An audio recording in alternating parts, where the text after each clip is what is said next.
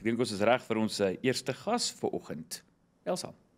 Ja, professor Jonny Peter van die Universiteit van Kaapstad kuier vanoggend saam om oor siektes gekoppel aan die lente-seisoen te gesels. So, good morning, Professor Peter, and thank you so much for joining us this morning. Good morning. Thank you for having me. Now, the hay fever season is officially here. So what kind of season can South Africans expect this year?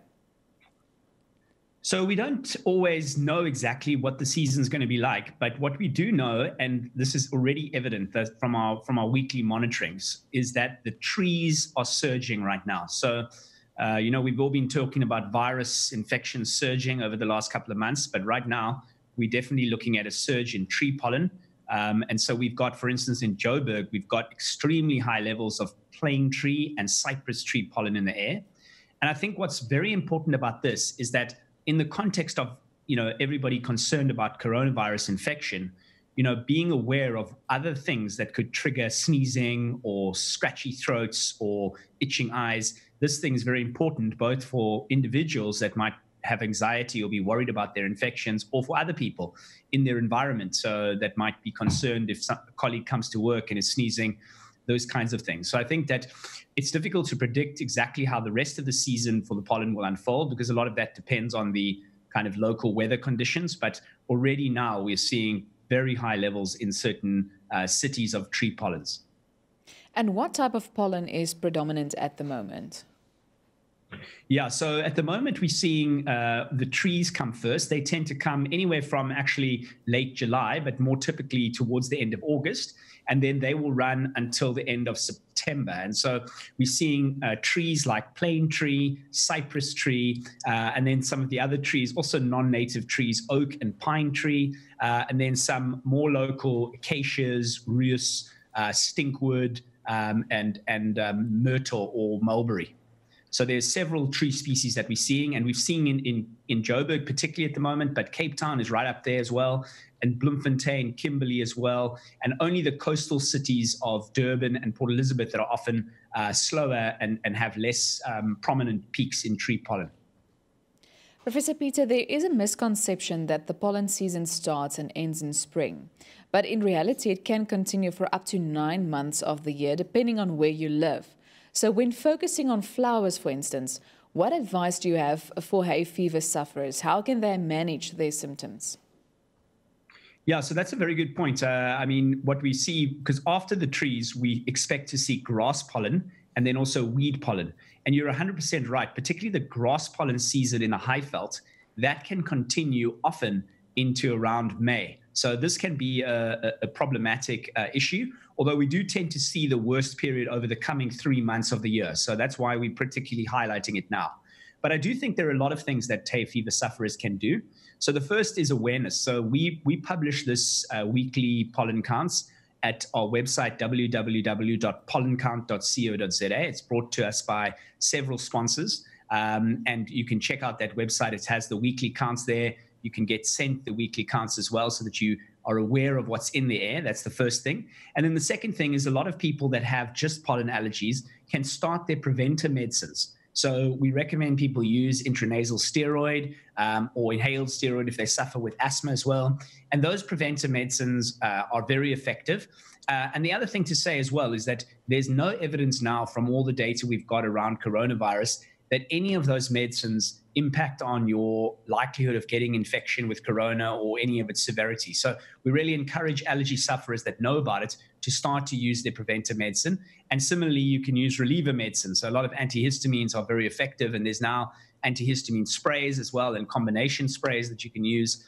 So there's a lot of effective treatments as well. And then lastly, monitoring, what we see is that if you see pollen in the air and you know that the counts are high, what you'll find is the day-to-day weather affects the levels. So on dry, hot afternoons, you'll see particularly high levels. And at that stage, what I would be reminding very bad sufferers to perhaps keep the doors closed, keep the windows shut, to limit activities outside.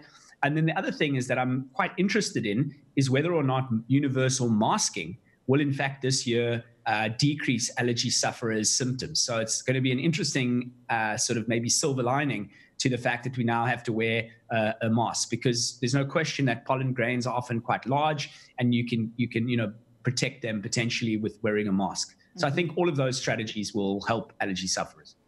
Let's focus on hay fever symptoms and COVID-19. What are some of the main differences? So I think the first thing that I always highlight to allergy sufferers is itching. So itching is a feature of allergy. An itchy nose with sneezing, an itchy eyes, maybe a scratchy, itchy throat. These features are, that feature is kind of synonymous with allergy, and it doesn't occur in the context of COVID. In contrast, features such as fever, body aches, headaches, these things are quite unusual in the context of allergy. Certainly muscle aches and fevers are not described in allergy, and that would point you towards a viral infection. Where they overlap are the things such as, runny nose or congestion, sort of upper nasal symptoms. That can be some degree of overlap. Similarly as well, the one thing that, everybody's talked about is loss of taste and smell. Now, that's actually quite unusual in somebody that develops acute allergic symptoms. We sometimes, in people that have polyps and more chronic, long-time severe allergies, you might see a loss of smell, but that often doesn't affect taste as well. So I think there's some key differences, and actually there's now some small studies which should give people courage, because most people, they took a group of allergy sufferers that got COVID-19, and about 80% of them said that the two conditions were completely different in terms of how they presented. So I think people should feel confident when they know that their symptoms are triggered and this is allergy or this is actually something different. Absolutely. We are looking forward to the rest of this interview. Ons gaan voort en sluit af met vanoggend se gesprek met professor Jonny Peter, en hy is van die Universiteit van Kaapstad, en hy kuier vanoggend saam om oor siektes wat aan die lente-seisoen dan nou verwant is te gesels. So, Professor Peter, I would just like to ask, how can pollen counts help allergy sufferers and asthmatics to better manage their conditions? So I think the main thing about that is a couple of ways. So the first is, we know that allergy, like allergic rhinitis particularly, and pollen being the second only to house dust mite in terms of driving these symptoms, we know that affects about 20% of South Africans. But several of them won't actually even be aware of that. So they might get these sniffs, they're not sure of what's going on. So the first thing I would say is that awareness of that can link when you go to your doctor, and also actually making the doctors aware, they will then test for things. And so, for instance, I mentioned several of those tree pollens. Now, those often come in very narrow windows. So, for instance, if in Joburg right now, you were experiencing very bad symptoms, the likelihood is that you were allergic to plane tree. And so you can get tested for that, and then you can actually identify what that is. Now, there's several grasses and several trees in which we actually have specific immune therapies that can, over time, can even be curative for particular allergens. So that would be the first thing. So getting a diagnosis and then getting a particular targeted therapy.